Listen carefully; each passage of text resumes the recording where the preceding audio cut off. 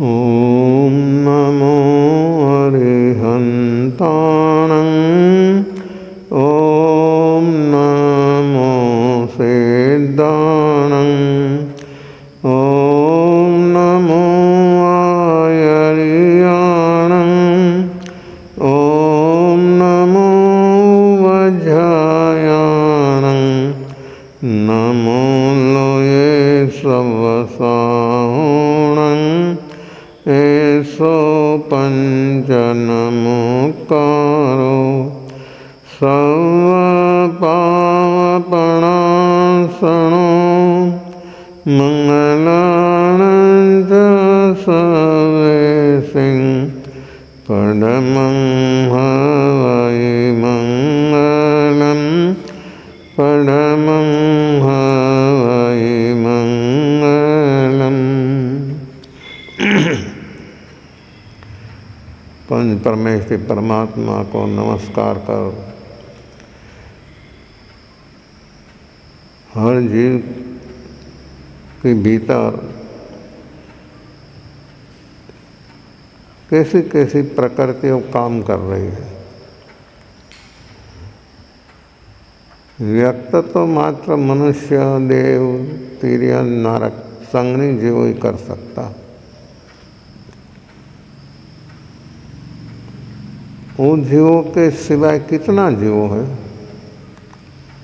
सूक्ष्म निगोद से लेकर असंगनी पचंद्री तक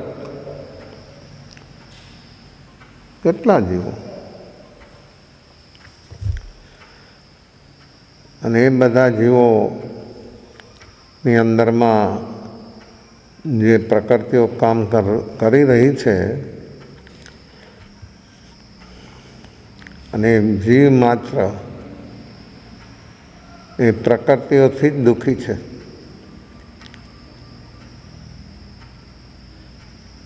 વસ્તુનો અભાવ આપણે દુઃખ સમજીએ છીએ, માનીએ છીએ, પણ એ દુઃખ નથી। પ્રકૃતિઓ આપણને પરેશાન કરે છે। પ્રકૃતિ મનને પકડે છે અને મન બધી કલ્પનાઓ, ઈચ્છાઓ, વિચારો એ બધું ઊભું કરે છે। આપણી અંદરમાં ઉઠતી બધી જ ઈચ્છાઓ, નાની મોટી, શુભ અશુભ બધી જ ઈચ્છાઓ દર્શન મોહથી ઊભી થાય છે। દર્શન મોહ એટલે મિથ્યાત્વ, મિથ્યાત્વ એટલે ભ્રાંતિ। જે વસ્તુ જેમાં છે જ નહીં એની અંદરમાં માનવું, એની અંદરમાં જોવું, એની અંદરમાંથી મેળવવું, વસ્તુ એમાં હોય જ નહીં તો એ વસ્તુ આપણને કેમ મળે, ક્યાંથી મળે? છતાં આપણો પ્રયાસ હંમેશને માટે ચાલુ જ હોય છે। અને આ પ્રયાસ એક જન્મનો નથી, જન્મ જન્મથી આ જીવ હર ગતિમાં એમાં જે સુખ ભાસે છે એ મેળવવા માટે રાત દિવસ દોડે છે। તો મોહ માણસને કેટલો મૂંઝવે છે, માણસને કેટલો દુઃખી બનાવે છે। એ પ્રકૃતિ એને એવી પકડે છે ચારે બાજુથી, એ હલી ન શકે અને એના મય બની જાય।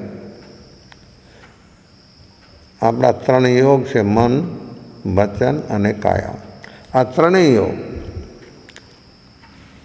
એની સાથે એક રૂપ થઈ જાય છે। એ મને દુઃખી કરે છે એમ નહીં, એને ખબર જ નથી। પણ જો વ્યક્તિને સહી અર્થમાં સમસ્ત સંસારના દુઃખોના કારણોથી મુક્ત થવું હોય તો એના માટેનો પ્રયત્ન, પ્રયાસ આપણે કદી કર્યો જ નથી, કદી નથી કર્યો, અને કર્યો તો સહી નથી કર્યો।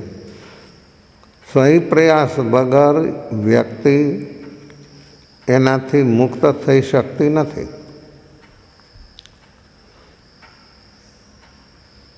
જેમ કે અંધારું છે, અંધકાર છે, એને દૂર કરવા માટેનું પ્રકાશ પ્રગટાવવા સિવાય ગમે એટલા ઉપાય કરે તો અંધકાર કદી દૂર ન થઈ શકે. તમે કાંઈ કામ કરતા હો ટેબલ ઉપર અને બ્લેકઆઉટ થઈ જાય તો તમારી પાસે નાની એવી મીણબત્તી હોય ને એને તમે ઉપયોગ કરો તો એના પ્રકાશથી પણ તમારું કામ થઈ જાય અને અંધકાર એટલો દૂર થઈ જાય. પણ પ્રકાશ પ્રગટાવ્યા વગર કદી પણ અંધકાર દૂર ન થાય. સિવાયના ગમે એટલા ઉપાય કરે, ગમે એવા ઉપાય કરે તો પણ આ વાત સંભવિત શક્ય બની શકતી નથી. તો આપણી અંદરમાં અજ્ઞાન અને મોહ, આ દર્શન મોહ અને અજ્ઞાન, જ્યાં સુધી દર્શન મોહ છે ત્યાં સુધી અજ્ઞાન છે. એ દર્શન મોહ અને અજ્ઞાન સાથે જ જાય, સાથે જ રહે. એ જોડિયા ભાઈ છે, અનંતકાળથી આપણી સાથે છે અને આપણે એને પોષીએ છીએ, આપણે એને તગડા બનાવીએ છીએ કારણ કે આપણે બેહોશ છીએ. અને એ જેમ કહે તેમ આપણે કરી રહ્યા છીએ અને એ જ્યાં સુધી એ જ અવસ્થા રહેશે, થશે, ત્યાં સુધી કદી પણ વ્યક્તિ આ વિષ ચક્રમાંથી મુક્ત થઈ શકે એવી સંભાવના નથી. અંધકાર માણસને કેટલો ભયભીત બનાવે છે, માણસ અંધકારથી કેટલો ભય પામે છે, માણસ અંધકારથી કેટલો દુઃખી થાય છે. ખાલી બાહ્ય અંધકાર દૂર કરવા માટે તો સૂર્ય સક્ષમ છે. જેવો સૂર્યનો ઉદય થાય છે સાથે જ અગ્નિનો અંધકાર દૂર થઈ જાય છે. એમ જ માણસમાં જાગરણ એટલે અભ્યાસ, જોવાનો અભ્યાસ. જોવું એટલે આપણા મનને જોવું, આપણા કોન્શિયસ મનમાં જે ચાલી રહ્યું છે એને જોવાનું. બહુ કઠિન છે થોડું.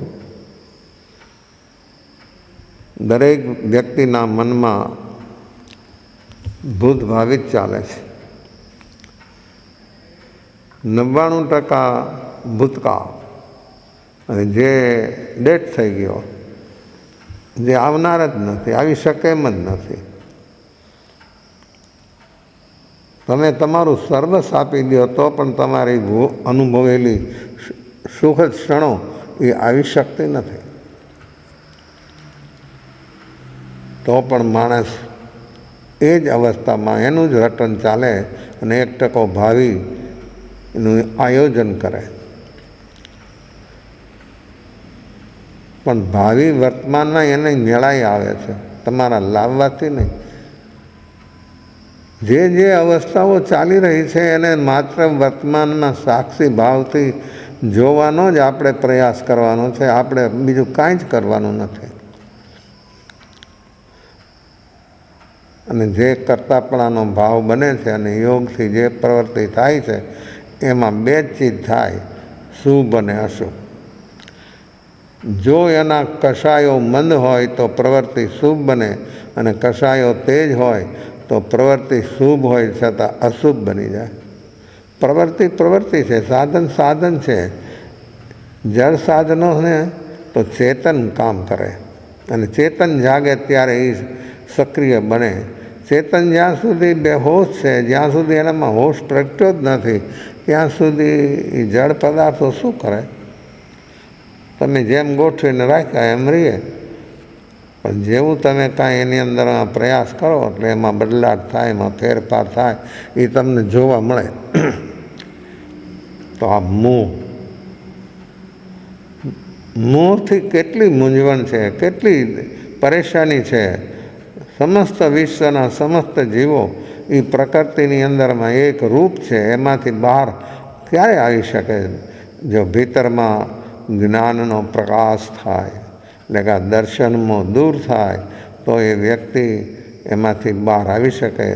આ દર્શનમું જ્યાં સુધી છે ત્યાં સુધી સ્વયંની કોઈ દિવસ ખબર થવાની નથી. બુદ્ધિના લેવલથી ખબર હોય, બુદ્ધિના લેવલથી માનતો હોય, બુદ્ધિના લેવલથી તો ઘણા વાંચતા હોય, સાંભળતા હોય એટલે ખબર હોય, પણ એને અનુભવ નથી, એને પ્રેક્ટિકલ નથી. અને જ્યાં સુધી પ્રેક્ટિકલ ન બને ત્યાં સુધી કદી પણ આ મોહ દૂર થાય એવી કોઈ સંભાવના નથી. અનંતકાળ ચાલી જ રહ્યું છે, સતત કન્ટિન્યુઅસ ચાલી રહ્યું છે. એમાં કોઈ તમને રૂકાવટ કરી શકે નહીં. ઇનકે જેમ જેમ નિમિત્તો વ્યક્તિની સામે ઉપસ્થિત થતા જાય એમ વ્યક્તિ એની અંદરમાં એકરૂપ થતો જાય અને એવો એ ચારે બાજુથી ઘેરાઈ ગયો છે કે એમાંથી એને કોણ બહાર કાઢે? જો પરમાત્મા મહાવીર કેવી છે એની નિષ્કામ કરુણા. સાધના કરવા માટે એકલા જંગલમાં સાધના કરી 12.5 વર્ષ સુધી નીચે બેસવાનું નહીં. 12.5 વર્ષ સુધી નીચે ન બેઠા, 12.5 વર્ષ નીંદર ન થઈ કરી, 12.5 વર્ષ કાષ્ટવત મૌન. એ મૌનમાંથી જન્મેલી વાણી કેવી જ વાણી, કેવી વાણી. અને જ્યારે એ પૂર્ણ બની ગયા, સમસ્ત ઘાતી કર્મ જ્યારે એના ખતમ થઈ ગયા, ત્યારે લોકોની વચ્ચે આવે છે કે હે કોઈ લેનેવાલા, જે મળ્યું છે પોતાને એ બધાને બાટે છે. કોણ લે? જેની જિજ્ઞાસા, રુચિ, લગન જેને હોય એ વ્યક્તિ વસ્તુને સમજે કે આ મારી ચીજ છે, આ મારા માટે છે, મારે મારા દુઃખમાંથી દુઃખના કારણો મારે મિટાવવા છે. એ વ્યક્તિ તૈયાર થાય અને એ વ્યક્તિ ગમે તે અવસ્થામાં હોય તો એમાંથી એ છલાંગ મારી અને બહાર નીકળી જાય. પણ જેને એમ લાગે કે આ મારે મારા દુઃખના કારણો મિટાવવા છે, એ વ્યક્તિ આ કાર્ય કરી શકે. જેના અંદરમાં આવો ભાવ ન હોય, આવી ચેતના એની ઝકઝોર ન બને, જ્યાં સુધી એની સંવેદના બધી કુંઠિત છે ત્યાં સુધી આ કાર્ય કદી બની શકતું નથી, બની શકવાનું નથી, બની શકે નહીં. જો વ્યક્તિ ઝકઝોર બને તો જ એનું કામ થાય. જાગરણ, કેવું જાગરણ જોઈએ? એવી જાગરણની અવસ્થા છે. એ કોઈ જાંગીદાર છે, બહુ સંપત્તિવાન છે, જેની પાસે બહુ સંપત્તિ હોય એને આપણે સુખી સમજીએ છીએ, સુખી માનીએ છીએ. કારણ કે એની પાસે વિપુલ પ્રમાણના સાધનો બધા હોય છે, ભોગ ઉપભોગના. તો સાધનોમાં તો સુખ છે નહીં, સાધનથી સુખ છે જ નહીં. દુઃખ છે, દુઃખી થાય, સુખ ન મળે, છે જ નહીં. પૂતગલ પદાર્થ કોઈ પણ શેપમાં હોય તો પણ એ ગમે તેવી એની ગોઠવણી કરી હોય અને ગમે તે રીતે તમે એને સજાવ્યું હોય, પણ એમાં સુખ છે જ નહીં ભાઈ. સુખ ક્યાંથી મળે? એને એકનો એક દીકરો અને એને લગ્ન નક્કી થાય છે.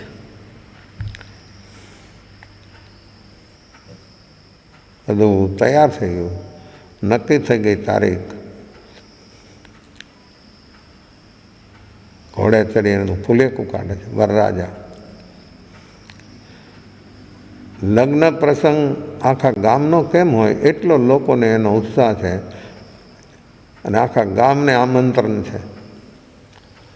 લગ્ન પ્રસંગમાં કોઈ ભેદભાવ નહીં, બધા આખા ગામને આમંત્રણ અને આખું ગામ આમ હિલોળે ચડ્યું છે. એનું એ ફુલેકું નીકળે છે, પ્રોસેસન નીકળે છે, ઘોડા ઉપર એ વરરાજા સવાર થાય છે, સાફામાં કલગી હોય, એમાં લાઇટ થાય. કેવું આ બધું સજાવે છે, કેવું બધું હોય છે. બેન્ડ વાજા, ઢોલ નગારા, માણસ બહેનો બધા ગીત ગાય છે, મેન ચોકમાં આવે છે, એટલી ભીડ છે, આખું ગામ એકઠું થઈ ગયું છે. માણસને આવું જ્યાં હોય ત્યાં વગર આમંત્રણે માણસ એકઠા થઈ જાય. જોણું, રોણું ને વગોણું આ ત્રણ ચીજ હોય ત્યાં કોઈને બોલાવવા ન પડે અને કોઈને આમંત્રણ ન આપવું પડે, ભેગા થઈ જ જાય. તમે કાંઈ ઘરેથી નીકળ્યા કંઈ કામ માટે અને રસ્તામાં કોઈ ટકરામણ, ઘર્ષણ ચાલતું હોય બે માણસોનું, તો તમે પણ ઊભા રહી જાઓ જોવામાં કે શું થાય છે.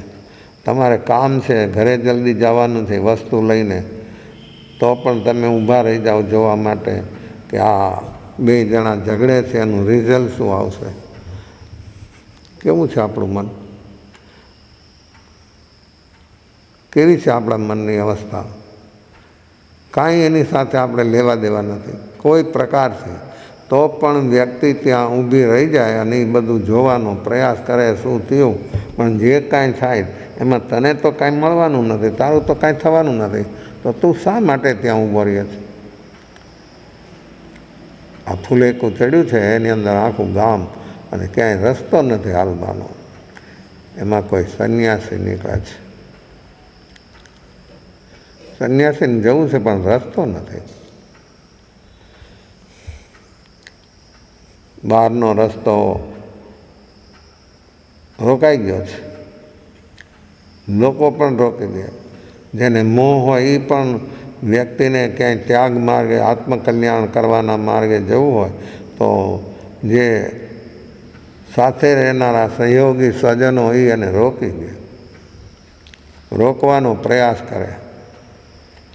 ક્યાંય રસ્તો નથી. સંત ઊભા છે એક દિવાલે, વરરાજા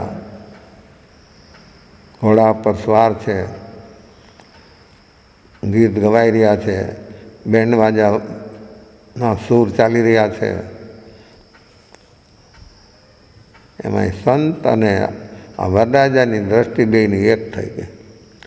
જો દ્રષ્ટિમાં આવી ગયો, જ્ઞાનીની દ્રષ્ટિમાં કોઈ આવી જાય તો કોઈ દી ચૂકે નહીં, ભૂલે નહીં. આપણે જ્ઞાનીની દ્રષ્ટિમાં કોઈ દી નજરાણા નથી. બહારની અનેક વસ્તુમાં આપણે નજરાણા, નજર લાગી ગઈ, માણસ પછી એની નજર ઉતારે ને આવું બધું કરે. પણ જ્યારે જ્ઞાનીની દ્રષ્ટિમાં આવે ત્યારે શું થાય, કેવી એની અવસ્થા બની જાય. એક જ શબ્દ એના જીવનમાં આર પાર નીકળી જાય અને અંદરમાં રહેલો મોહ છે એ મોહના ટુકડે ટુકડા થઈ જાય, મોહથી મુક્ત થઈ જાય. સંત જોવે છે, આ એને જોવે છે, બેની દ્રષ્ટિ એક થાય છે. रजब तेने गजब किया, सिर पर धरिया ताज, आया था हरि भजन को चला नरक के ठोर. આ એક દોહો બોલે છે એટલા અવાજમાં, એટલા આમ કોલાહલની અંદરમાં એ રજબની સાંભળી લે છે. જો માણસને સાંભળવું હોય અને સાંભળવા જ માણસ જો બેઠો હોય સહી અર્થમાં, તો જરૂર એની લગનને રુચિ હોય તો એના જીવનમાં એ વસ્તુનું પરિણમન થઈ જાય, એ વસ્તુ એને ઉપયોગી બની જાય, એ વસ્તુ એને સક્રિય બની જાય અને એને ઝકઝોર કરી દે. પણ જેને રુચિ ન હોય, જેને લક્ષ્ય જ ન હોય, એ વ્યક્તિ ગમે એટલું સાંભળે તો એ બધું ઉપરથી જ વયું જાય.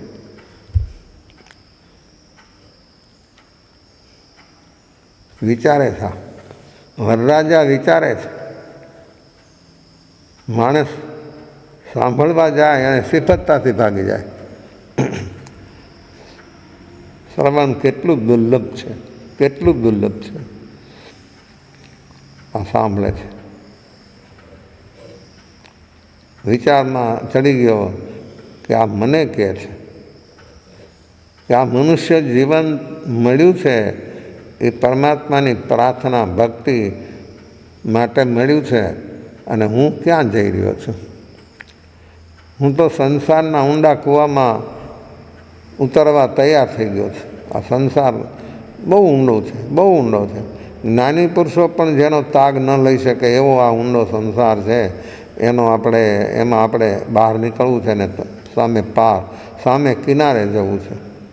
ક્યારે પહોંચી શકાય સામે કિનારે? સંસાર સાગર છે, એ સંસાર સાગરને તરવો છે, એની બહાર નીકળવું છે. અને સમુદ્રમાં કેટલા જીવો હોય છે અને કેવા એના તરંગો ઉઠતા હોય છે. એમાંથી આપણે બે હાથ વડે કોઈ સાધન નથી, કોઈ માધ્યમ નથી, શરીરના માધ્યમ દ્વારા એને બહાર આવવું છે. કેટલો પ્રયાસ કરવો પડે. અને એને જેને તરતા આવડતું હોય ને એ વ્યક્તિ બહાર નીકળી શકે. બાકી તો ડૂબી જ જાય, ડૂબી જ ગયા છે જીવો સંસારમાં. કોઈક હાથ પકડીને બહાર કાઢવા માગે ને, કોઈ જેને અંદરમાં નિષ્કામ કરુણા છે એવી વ્યક્તિ કોઈ જો એને મળી જાય ને બહાર કાઢવાનો પ્રયાસ કરે, હાથ પકડે અને કે ભાઈ, તો એ કહે કે તમે જાઓ, મારે તો હજી વાર છે, હજી મારે બહુ કામ છે. કેટલું કામ છે માણસની પાસે? 100 વર્ષની જિંદગી હોય, 200 વર્ષનું કામ છે, રાત દિવસ કરે તો પણ એ કામ કોઈ જીવનના એન્ડ સુધી ખૂટવાનું જ નથી. કોઈ પણ ક્ષેત્ર હોય બહારનું, એટલું કામ, એટલી પ્રવૃત્તિઓ માણસની અંદરમાં ચાલી રહી છે. આ વરરાજા જહાંગીરદારનો દીકરો વિચારે છે કે મારે શું કરવું? મને જન્મ મળ્યો છે ભગવાનનું ભક્તિ કરવા માટે, મારા આત્માનું કલ્યાણ કરવા માટે મને આ જન્મ મળ્યો છે અને હું શું કરું છું? હું ક્યાં રસ્તે જઈ રહ્યો છું? હું જે રસ્તે જઈ રહ્યો છું એ રસ્તો તો ડૂબવાનો છે, મને ડૂબાડી દેશે. એમાં કોઈ મને સહાય નથી થવાના. અને સ્વજન પરિજન જે આપણે કહીએ છીએ એ પોતાનું જ્યાં સુધી સ્વાર્થ હોય ત્યાં સુધી બધું જ બરાબર. જેવો સ્વાર્થ એનો ખતમ થઈ ગયો એટલે બધું જ રિલેશન ગમે તે હોય તો એ બધા રિલેશનો એક ક્ષણમાં કટ થઈ જાય. હા, ઘોડા પરથી નીચે ઉતરી ગયો, ભાગવા માંડ્યો. તો વરરાજા ઘોડા પર બેઠા હોય ત્યારે એને ઘોડાને પકડી રાખનાર 2-3 જણા હોય. એ માણસો પણ ઘોડાને છોડી નાની પાછળ ભાગે છે. જેમ જેમ માણસોને ખ્યાલ આવતો હોય એમ બધા માણસો એની પાછળ દોડે છે. પણ આ એવો દોડે છે, ગામની બહાર, શહેરની બહાર નીકળી ગયો તો પણ દોડે છે. ઓલા સંત છે એ સંત પણ રસ્તો કરીને નીકળી ગયા છે ને એ જઈ રહ્યા છે. અને સંતને જલ્દી મળવું છે. આપ લોકોને કોને મળવું છે? આપ લોકો કોને મળવા માગો છો?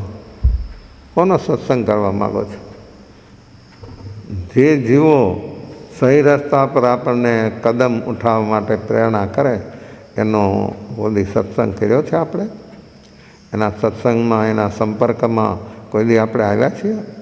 અને આપણું નિજી કામ, આ મારું કામ છે, આ જન્મ મળ્યો છે મને મારા માટે, મારા આત્માનું કલ્યાણ કરવા માટે, મારા દુઃખના કારણો મિટાવવા માટે. પણ મોહ એટલો બધો ગાઢ છે, એટલો બધો દ્રઢ છે કે એને એમાંથી બહાર નીકળવા દેતો નથી. મોહ એને પકડી રાખે છે. કેવો પકડી રાખ્યો છે? મજબૂત, કે કોઈ દી એમાંથી છૂટી જ ન શકે. આ જાય છે. સંતો દૂર દૂર નીકળી ગયા છે. આ પાછળ બધા દોડે છે, મા બાપને બધા સ્વજનો પરિજનો. આને શું થઈ ગયું ભાઈ? ઘોડા પરથી ઉતરીને આ ક્યાં ભાગે છે? ક્યાં જવા માગે છે? આ શું કરવા માગે છે? કોઈને ખબર નથી કે આને ક્યાંથી ચોટ લાગી અને શું આ ભાગી રહ્યો છે, ક્યાં જઈ રહ્યો છે, કોઈને ખબર જ નથી. કારણ કે એને એક જ સાંભળ્યું, આ બીજા કોઈ સાંભળ્યું નહીં. આ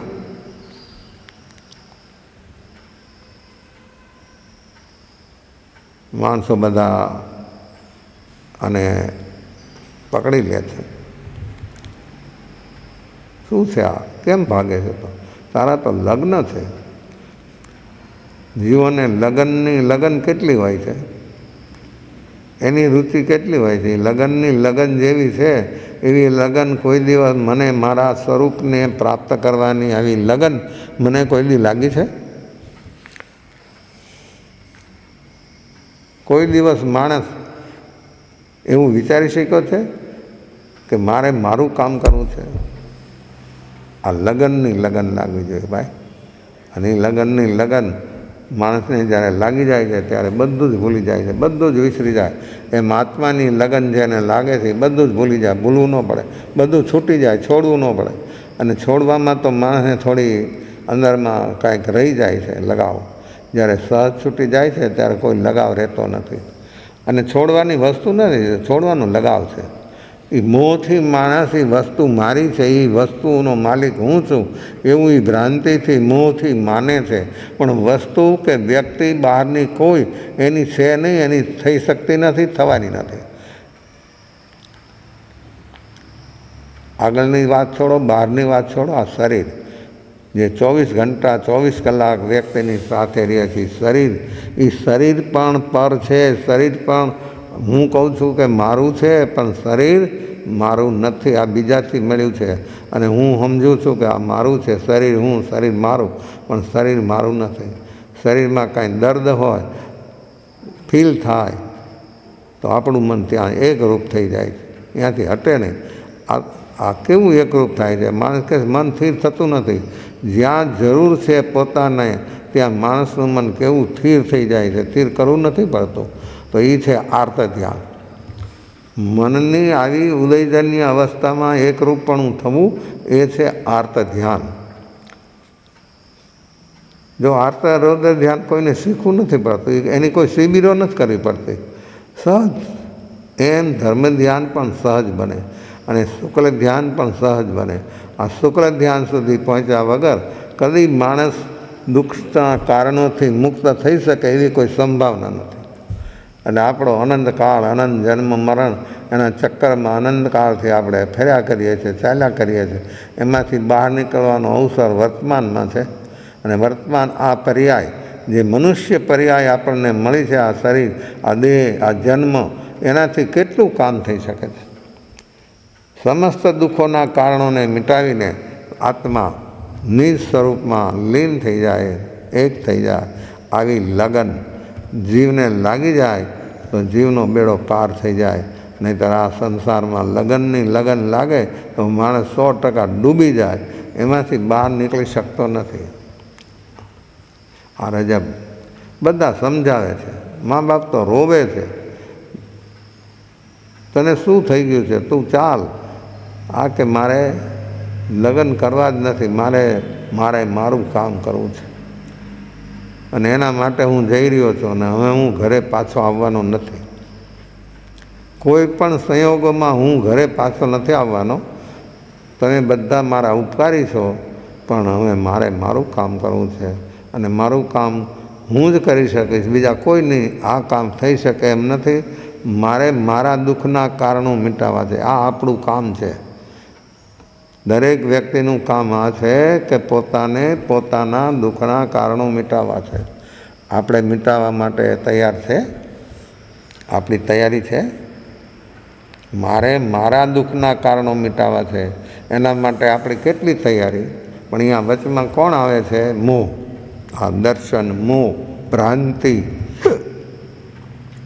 સુખની શોધ કરે છે, પણ સુખ હજી સુધી ચતુર્ગતિરૂપ સંસારમાં કદી કોઈને મળ્યું જ નથી. અને જે માને છે એ તો ભ્રાંતિ જ છે. વસ્તુને વ્યક્તિમાં સુખ બુદ્ધિ છે, એ સુખ બુદ્ધિ એની ભ્રાંતિ છે. એ ભ્રાંતિમાંથી ત્યારે જ મુક્ત થવાનો કે જ્યારે એ દર્શનમાં દૂર થાય ત્યારે એને ખબર થશે સુખ જરૂર છે, પણ એ સુખ મારામાં છે, આત્મામાં છે. સુખ ગુણ છે આત્મામાં, પૂતગલમાં નહીં. પૂતગલના ગુણધર્મ છે વર્ણ, ગંધ, રસ અને સ્પર્શ.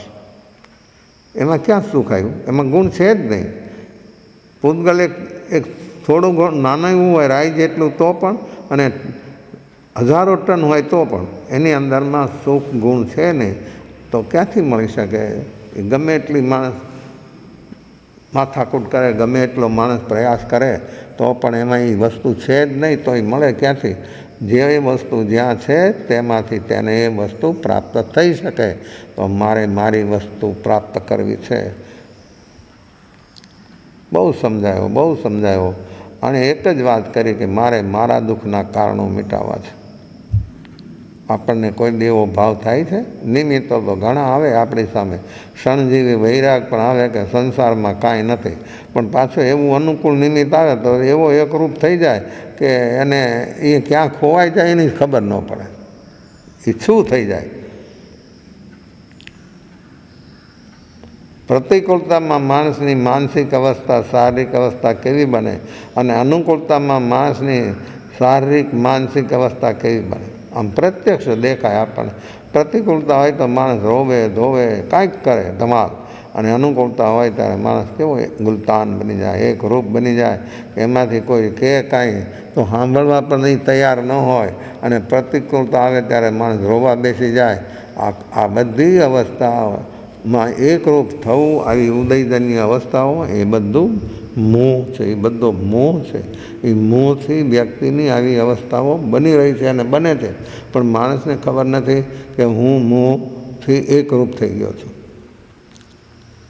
હા, બધા સ્વજન પરિજન બધા બહુ રોવે છે, ઘણું કરે છે, પણ આ તો એવો દ્રઢ બની ગયો છે, એવો એને જ્ઞાન ગર્ભિત વૈરાગ્ય તો ઘણાને થાય છે, દુઃખ ગર્ભિત, મોહ ગર્ભિત, શમશાન વૈરાગ્ય, પણ એ તો ક્ષણ જેવી, આમ જેમ પેલો પતંગનો રંગ જેમ એક ક્ષણમાં ઉડી જાય, એમ માણસનો એ વૈરાગ્ય એક નિમિત્ત આવે અનુકૂળ એટલે ઉડી જાય. વ્યાખ્યાનમાં બેઠો હોય ને માણસ ડોલતો હોય, સાંભળતો હોય, ડોલે, પણ જેવો ઘરે જાય ને એનો પોતરો આવે દાદા કરતો અને ખોળામાં બેસી જાય તો જે સાંભળેલું છે ને એ બધું બ્રેન વોશ થઈ જાય. એ કોઈ દી એમ બોલી ન શકે કે આ પોતરો મારો નથી, એ મારો જ છે અને મારો જ રહેવાનો છે. આવી જે એની ભ્રાંતિ છે, એ ભ્રાંતિ ક્યારે તૂટે કે વ્યક્તિને સહી વૈરાગ્ય પ્રગટે, ત્યારે એ માણસને જોઈ શકે, એને સમજી શકાય કે આ શરીર હું નથી તો પછી બહારની વસ્તુ વ્યક્તિ મારી કેમ હોઈ શકે, મારી કેમ બની શકે. કોઈ પણ પ્રયાસથી વસ્તુ મારી બની શકતી નથી, બની શકવાની નથી.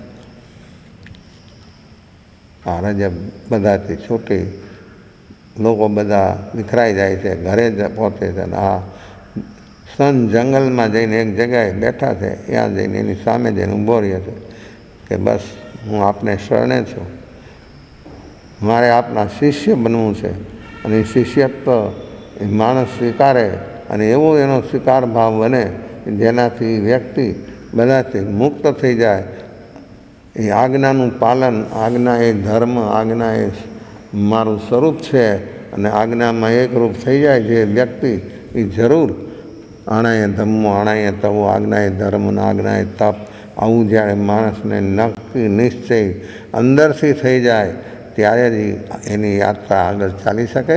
અને એ આજ્ઞાનું પાલન એને નિર્મળ બનાવી દે, એને પવિત્ર બનાવી, આ મોહ, આ ભ્રાંતિ તૂટી જાય. જ્યાં સુધી જીવ સદગુરુના શરણે ન જાય ત્યાં સુધી આ ભ્રાંતિ એને મીટે નહીં. માનાદિ શત્રુ મહા નિસંદેહ ન મરાય, જાતા સદગુરુ શરણમાં અલ્પ પ્રયાસે જાય. અલ્પ પ્રયાસ, શું અલ્પ પ્રયાસ? આપણે તો ઘણો પ્રયાસ કર્યો, ઘણા પ્રકારના પ્રયાસ કર્યા, પણ એ હજી સુધી એ મોહમાંથી બહાર નથી આવ્યો. પણ સદગુરુની આજ્ઞા એ અલ્પ પ્રયાસ, આજ્ઞાનું જે પાલન નખશીખ સાંગોપાંગ કરી શકે એ જ આત્મા એ મોહથી બહાર આવી શકે, અને મોહ એનો ખતમ થઈ જાય તો આ રજબ સામે ઊભો છે, શરણ સ્વીકાર્યું છે, આપના શરણે છું, આપ જે કહો તે કરવા હું તૈયાર છું, મારે આપના શિષ્ય બનવું છે. શિષ્ય જે શીખવાનો ભાવ રાખે, કાંઈક શીખવું છે, જે અત્યાર સુધી નથી શીખો, અત્યાર સુધી જે શીખો ઘણું, પણ બધું બહારનું, એ બધું વ્યર્થ. ગમે એટલી કળાઓ હોય ને ગમે હોય, પુરુષની 72 કળા છે અને સ્ત્રીઓની 64 કળા છે. આ બધી ગમે એ કળા એ શીખો હોય અને એ કળાનો અજમાસ કરતો હોય તો પણ એનું કામ ન થાય. સર્વ કલા ધમ્મ કલા જેણે, સર્વ કળાઓમાં ધર્મ કળા સર્વોપરી છે, અને એ ધર્મ સ્વરૂપ આત્મા છે. આત્માનો સ્વભાવ જ એ ધર્મને પ્રાપ્ત કરવા માટે વ્યક્તિમાંથી આ મોહ, આ ભ્રાંતિ દૂર થાય તો એની ક્રાંતિ થાય. ભ્રાંતિ દૂર થયા વગર ક્રાંતિ ન થાય. અને ક્રાંતિ એવી થાય કે આ સંસાર સમગ્ર સંસારને અલવિદા બની જાય. એમાં પછી બીજી વાર એને જન્મ મરણના ફેરામાંથી બહાર નીકળી જાય. આ સદગુરુની સમક્ષ ઊભો છે અને આ એવો પાત્ર જીવ છે જે વરરાજો બનીને ઘોડે ચડીને લગ્ન કરવા માટે જે જઈ રહ્યો છે એવો વ્યક્તિ આ એક દોરો સાંભળે છે અને અંદરમાં કેવો રંગ લાગી ગયો, કેવો ભાવ થઈ ગયો, કેવી એને ભીતરનો બદલાવ થઈ ગયો. ગુરુ એને સંન્યાસ આપે છે, સંન્યાસ લે છે, સાધના કરે છે. ગુરુની આજ્ઞા મુતાબક બધી સાધના કરે છે ને એ સાધનામાં એવો એકરૂપ છે, એવો એનો રસ છે, એવી એની રુચિ છે કે કોઈ હાલતમાં એનું મન અહીંયાથી હટતું નથી અને આપણું મન આપણામાં કોઈ રહેતું નથી.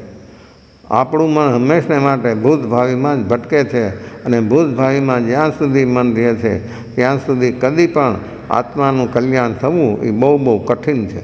આત્માનું કલ્યાણ તેનું જ થાય ને ત્યારે જ તે વ્યક્તિ કરી શકે કે મન બુદ્ધિના જે અવસ્થાઓ છે મન બુદ્ધિની એનાથી એ ઉપર ઉઠી જાય ત્યારે એ જીવ મુક્તિનો અધિકારી બની શકે છે.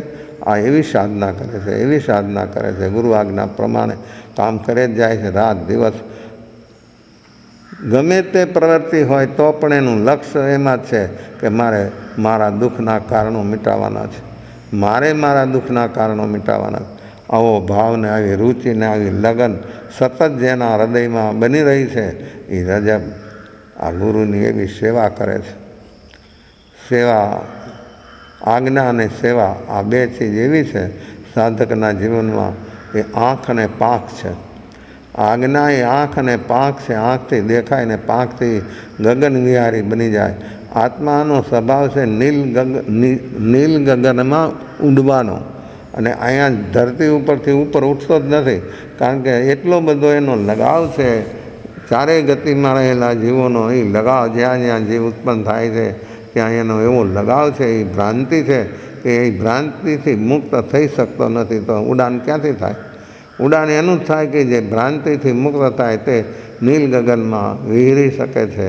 આવો આ રજબ પોતે પોતાના આત્માની અંદરમાં રહેલો મોહ એ ગુરુ આજ્ઞા પ્રમાણે, એની આજ્ઞા પ્રમાણે સાધનામાં ડૂબવાથી એ મોહથી મુક્ત થઈ જાય છે અને આત્મકલ્યાણ એવું બને છે એનું કે એને કોઈ રોકી ન શકે, એને કોઈ અટકાવી ન શકે.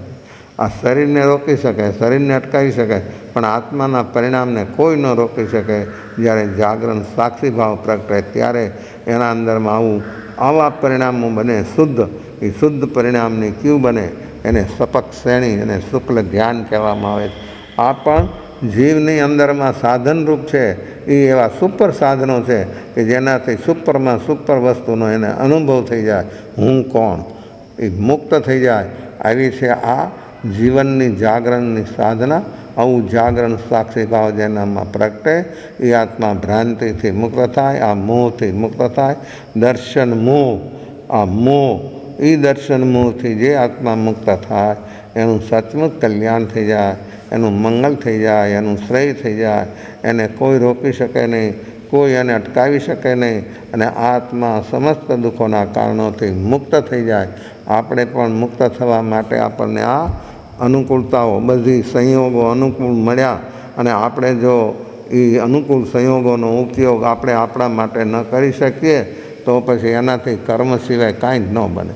કર્મની જ વૃદ્ધિ થાય અને કર્મનો એવો ગુણાકાર થાય કે કદી બહાર ન નીકળી શકે અને મોહની એવી વૃદ્ધિ થાય, એવો મોહ દ્રઢ બને કે માણસને પકડીને ડૂબાડી દે. એ મોહ માણસને એવો પકડીને ડૂબાડી દે કે બહાર નીકળી જ ન શકે. અને માણસ જ્યારે જાગે છે ત્યારે એનું જાગરણ સાક્ષી ભાવના દ્વારા આજ્ઞાનું પાલન કરે અને આજ્ઞાનું પાલન કરે અને સેવા, એવી સેવા નિષ્કામ ભાવથી થાય તો વ્યક્તિ જરૂર સ્વજન પરિજનની વર્તમાનમાં સેવા કરવી એ સંતાનોની ફરજ છે. અને એવી સેવા ભાવથી કરે તો એના એવા આશીર્વાદ મળે. એ આશીર્વાદથી તરી જાય, એની મુક્તિ થઈ જાય. પણ આશીર્વાદ તો મળે ત્યારે કંઈ એવી ભાવથી સેવા કરે અને એ સેવાના ભાવની અંદરમાં એકરૂપ બની જાય તો એનું કામ નિશ્ચિત બની જાય. તો આપણે આ રજબ જેમ એના આત્માનું કલ્યાણ કરે છે એમ આપણે પણ આપણા આત્માનું કલ્યાણ કરવું છે. અને આવી લગન, આવી રુચિ આપણને આપણા સ્વરૂપની લાગે તો જરૂર આ સમસ્ત સંસાર તરી જાય અને ભવ પાર થઈ જાય. આ કાર્ય કરવા માટે દરેક આત્માઓ સદભાગી બને એવી શુભ મંગલ કામના, શુભ મંગલ ભાવના.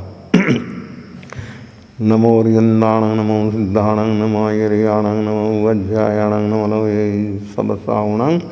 એસો પંચનૌકારો સમભાવપણાસનો મંગલાણં ચ સવેસિંહ પરમં વૈ મંગલં જદારે મંગલં રિયંદા મંગલં નિદા મંગલં સાહુ મંગલં કૈવલીપનંદો દહો મંગલં જદારે લઘુતમા રિયંદા લઘુતમા સિદ્ધા લઘુતમા સાહુ લઘુતમા કૈવલીપનંદો દો લઘુતમા ચદારી શરણં ભજામિ. અહો પરમ કૃપાળુ ગુરુદેવો આપના જેવા પરમ સુખ, પરમ શાંતિ, પરમ સમાધિ, પરમાનંદ, પરમ જ્ઞાન, પરમ દર્શન, પરમ ચારિત્ર ઉત્પન્ન કરવાને માટે અરિહંતા શરણં ભજામિ. સિદ્ધા શરણં ભજામિ. સાહુ શરણં ભજામિ. કેવલીપનંદં ધમં શરણં ભજામિ.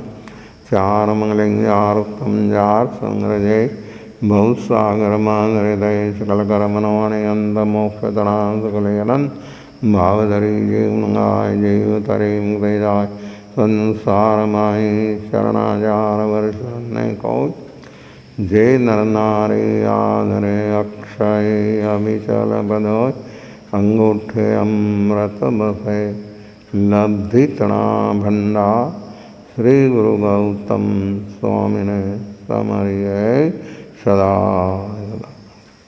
જય જય.